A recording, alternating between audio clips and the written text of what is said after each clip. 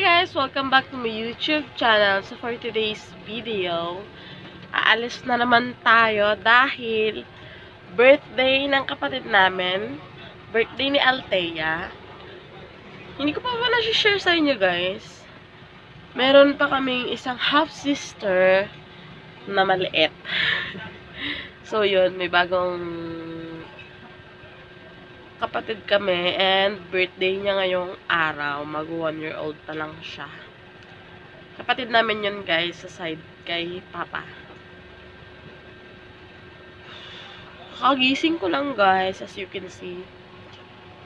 Alam niyo yun, wala pa akong ayos. Kakagising ko lang as in. So yun. Magliligpit muna ako and then mag-aayos ako kasi yung usapan namin is 9. Dadaanan nila kami, nila Papa doon sa may biochemist. So, samahan nyo ako. Magligpit na muna tayo.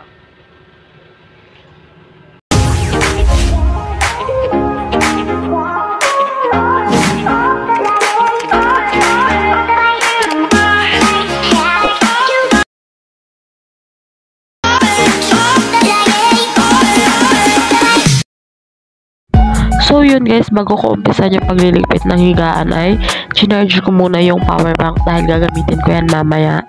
And then, yan, nagligpit na nga ako and then konting walis-walis para naman pag alis namin malinis yung kwarto.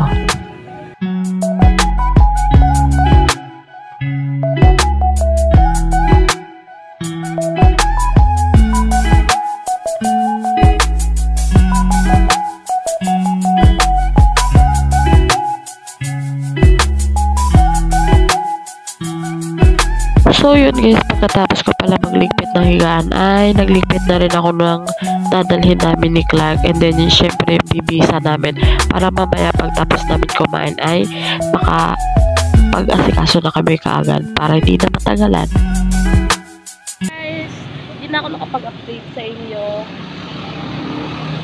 na nagbihis kami ni Clark kasi nagmamadali na kami guys. So yun, nandito na kami kung saan kami dadaanan nila Papa.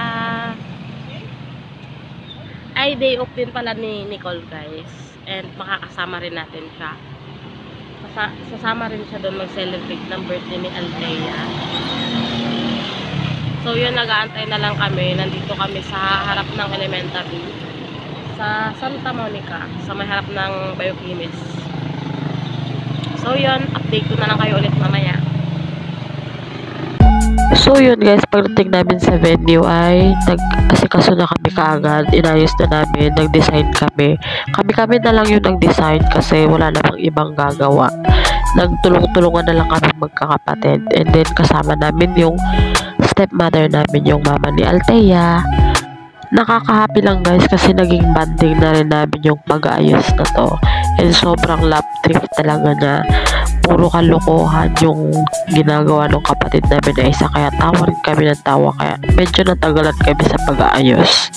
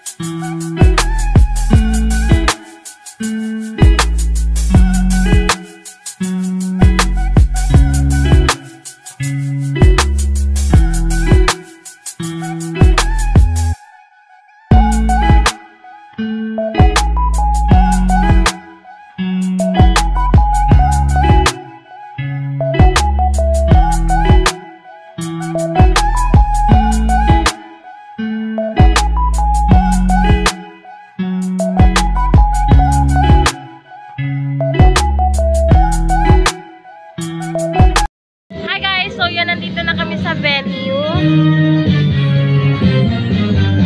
Look at that. Sino yun? Oh! Ikaw talaga. Sabi ko, wag ka muna magparome. Halika! Halika! Hi guys! Andito na kami sa venue and nakita niya naman na nag-ayos na kami ng design. Kami lang yung nag-design, magkakapatid. Anak, mabasa cellphone natin. So, yun guys.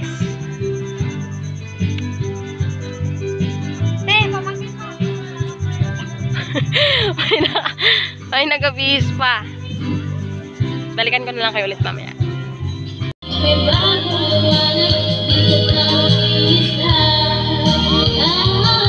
So yun guys, habang wala pa yung mga bisita, nagkantahan na muna kami. Flex ko din pala sa inyo guys, yung nakaputing cup na yan, yan yung papa namin. Yan yung aming poging-poging papa.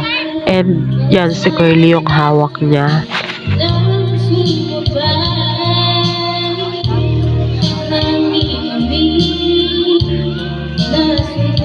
Tignan nyo naman talaga tong si Kulot. Napaka-supportive sa pag-iinom ni Papa. Actually guys, dalawa talaga sila tumatagay yung time na yan.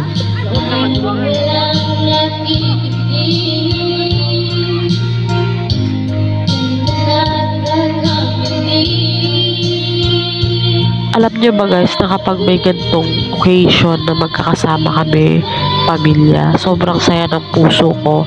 Minsan lang kasi mangyari sa amin yung ganito guys, yung buo kami, alam mo yun, kasi pare-pareho kami, may mga kanya-kanya ng pamilya, naks, kanya-kanyang pamilya yon. Meron na kasi kami mga asawa, magkakapatid, and yan, si Papa, meron na rin naman siyang pamilya niya. Actually, nauna naman talaga siyang magkaroon ng pamilya. Kaya na rin siguro umabot kami sa point na humanap din kami kung saan yung magiging space namin. Alam nyo yun? Basta alam nyo na yun guys. So yan, enjoy lang namin yung moment. Itong si Kulot talaga, puro happy moments talaga yung nagagawa niya kapag magkakasama kami.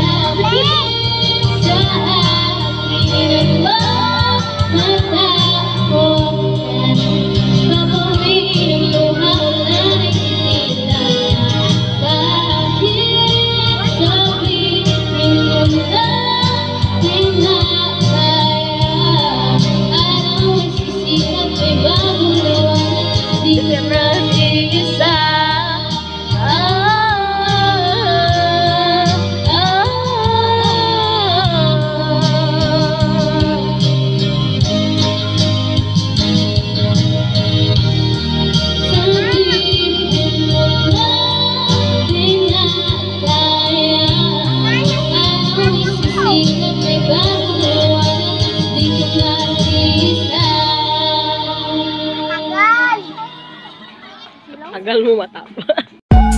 At syempre guys, hindi rin nagpahuli si Papa sa kantahan. And yan, puro kulitan na lang kami. Kaya hindi ko na ipaparinig sa inyo yung kanta ni Papa. Siguro naman, alam nyo na kung saan kami nagmana, diba?